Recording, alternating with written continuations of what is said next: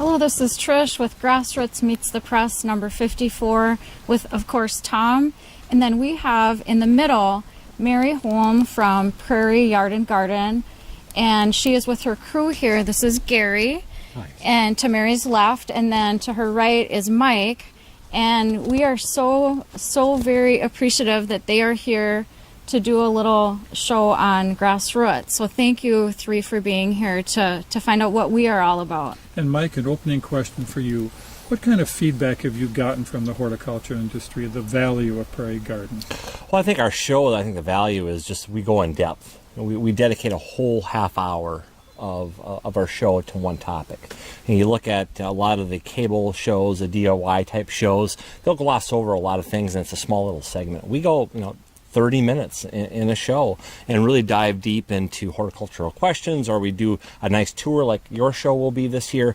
We just really get a sense, I think our people get a sense that they actually learn something and they actually be part of the program. So it's almost like they were here, and we want them to come here too. So they, I think the depth of our show is really... So over the years, how many shows have you guys filmed over the years? And how many years have you guys been together doing this? Two questions. Well, first of all, Gary's the newbie of the bunch. He's been here 8 months, and this is his 12th show that he's shot. But we've done, this is our 30th season.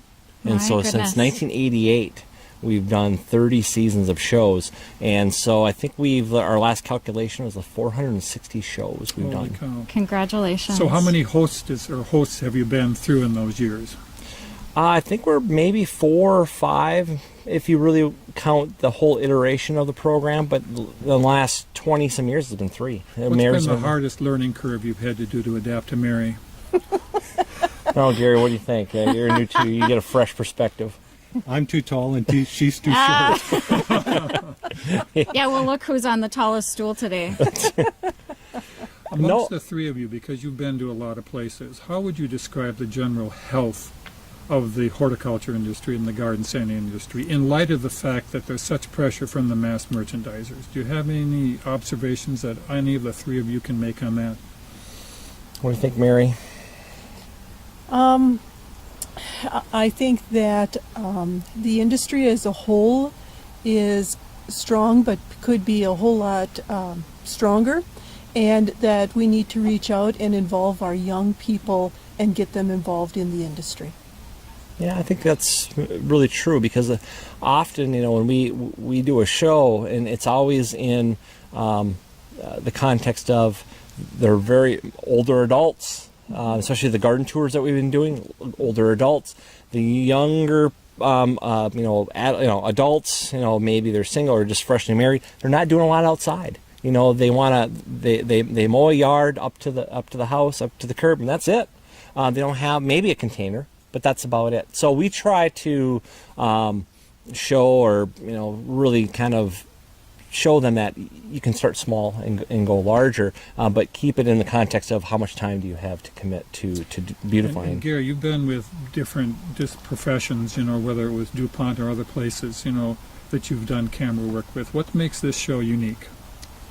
I think that it is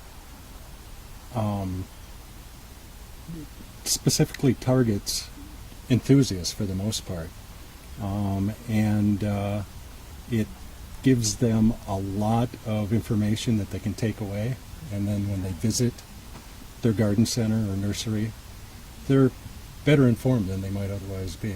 And for me, a last question. For those of us in the horticulture and the garden center industry, what criticism would any of you make to us who are in the industry? How do we get better? What do we need to do to grow people's interest in environment and beauty, the culture that's around raising food, the culture that's around planting beautiful things, whether it's fruit trees or perennials or annuals? What would you suggest? What do we need to do as an industry?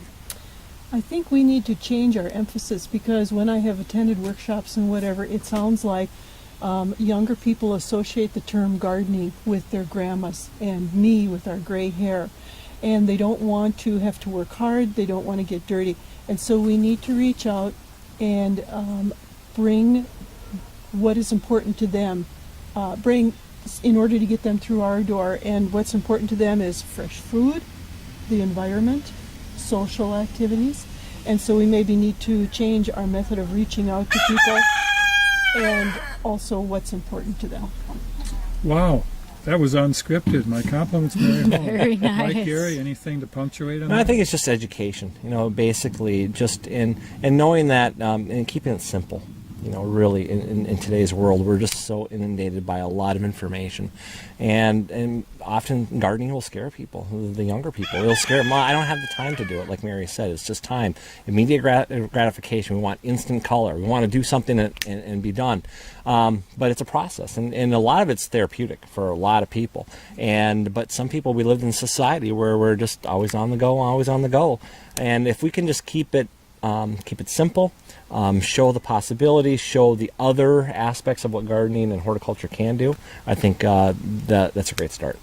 Well, it's awesome how well they do on the other side of the camera, you guys. Nice really, work. really nice. And I feel like, Tom, we're spoiled here at Grassroots because we do get a diverse perspective because we have, our customers they are young, they are old, they're families, they're coming to vacation on the lakes, but we do see people growing their own food and some of the concerns that came out in your answer to Tom's really good question about the health of the horticultural industry hang out with us, and we're hopeful, but thank you for drawing that out.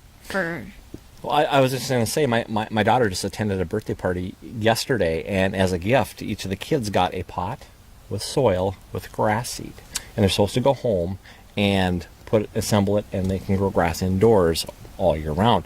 And we got home, and when can we grow the grass? So that's an excitement that I think that we need to really kind of cultivate. Yes. I think that's great. One other So thing, thank you for your hard work here, you guys, and for being here. Tom. to remember that Prairie Public is funded by membership, and if we're going to have programs like this and the other great programs with Prairie Public, you guys have to become members and become sustainable, and let's kick that monthly thing up, because I think it's worth it, right? And I'm even going to add that, any public TV station that you want to join, but we want you to join Pioneer Public too. So if this is seen by anywhere south of Fergus Falls and all the way down to Iowa, to Pierce, South Dakota, to Hutchinson, Minnesota, and if you have Dish or Direct TV or in the Minneapolis, St. Paul market, join Pioneer Public TV. We can't give them enough props because they're the ones that say, hey, we want a horticulture show to remain on the air, and they've dedicated 30 years to us, so we thanks, hats off to them. And thanks for coming to Grassroots Meets the Press. And Trish, thank you. Yes. Okay, Thank you bye, all. guys. Very good. Thanks.